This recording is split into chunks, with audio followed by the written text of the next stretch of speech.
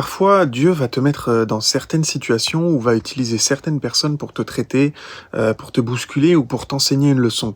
Et c'est là l'œuvre que Dieu accomplit aujourd'hui, du moins c'en est un aspect. Un autre aspect est la douleur que Dieu inflige à ta chair. Paul disait toujours qu'il y avait une épine dans sa chair. Il utilisait l'image de l'épine pour parler de la maladie. Il ne savait que trop bien pourquoi il était malade, et c'était à cause de son tempérament et de sa nature. Donc sans cette épine, s'il n'avait pas été frappé par la maladie, alors à tout moment, en tout lieu, il aurait été susceptible d'essayer d'instaurer son propre royaume, mais quand il était malade, il n'avait plus d'énergie pour ça. Et donc la maladie est plus souvent un parapluie protecteur, parce que si tu n'étais pas malade, si tu étais en pleine forme, peut-être que tu irais commettre quelque chose de mal ou causer des dommages à n'importe qui. Donc quand tu es insolent et dissolu, tu risques de devenir déraisonnable, et si tu causes des troubles, tu le regretteras, et ce qui arrivera ensuite ne dépendra pas de toi. Donc c'est pour ça qu'un peu de maladie, c'est une bonne chose, ça protège les gens. Et il se peut que tu deviennes capable de résoudre les problèmes des autres, et que tu puisses également résoudre les problèmes grâce à tes réflexions. Et quand tu es malade, si ton état ne s'améliore pas, il n'y a rien que tu puisses faire. Donc quand tu tombes malade, les choses vont pas dépendre de toi. Quand tu es malade et que tu ne guéris pas, quoi que tu fasses, cette souffrance est ce que tu mérites. Donc n'essaye pas d'y échapper, mais ne vois pas ça comme un mal pour un mal, c'est plutôt un mal pour un bien. N'oublie pas le bouclier protecteur.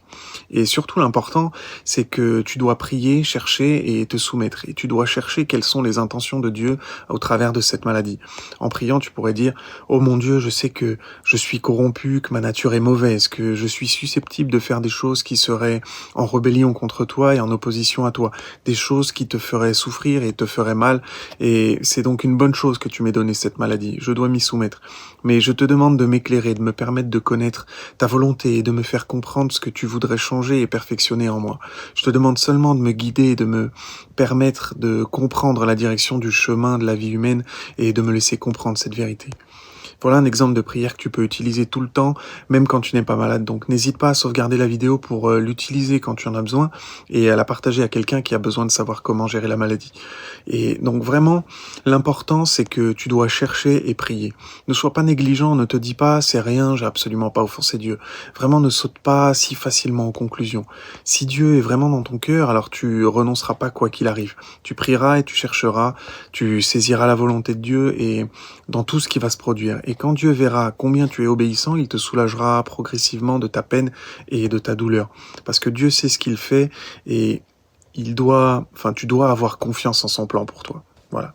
Donc si tu veux découvrir d'autres façons de te conduire correctement dans tout ce qui t'arrive et envers Dieu, n'hésite pas à rejoindre mon groupe en utilisant le lien dans la bio.